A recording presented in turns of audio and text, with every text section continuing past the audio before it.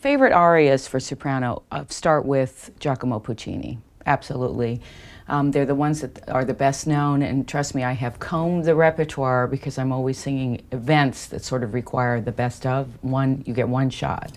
And so O mio babbino caro is definitely my go-to. It is an exquisite melody, a beautiful sense of longing as this young girl asks her father if she can marry the boy that she loves, and she threatens, of course, to jump into the river if he says no. It's incredibly charming, but also an immediately recognizable melody, in great part thanks to Kirite Kanawa, who sang it in a very successful film, Room with a View, a couple of decades ago. And the next one would be Unbelled II from Madame Butterfly.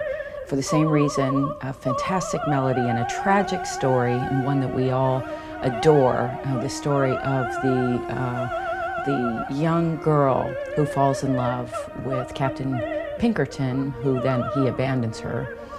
She has a child, and he comes back at the very end with his now wife.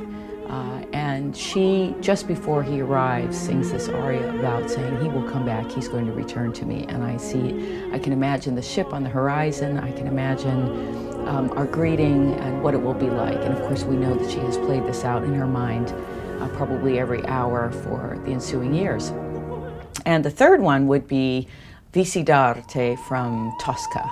So this is an incredibly also beloved opera. Typically tragic for the heroine, and this is no exception.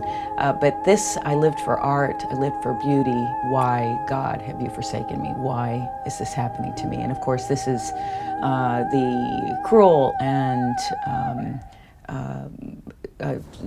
Scarpia, who has insisted that she be with him in order for him to let her lover free, which of course he doesn't.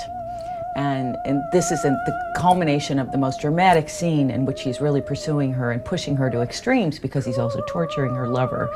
And she stops in this moment of exquisite beauty and just with this, we say, cri du caro, a cry of the heart, and says, please, please, I don't deserve this.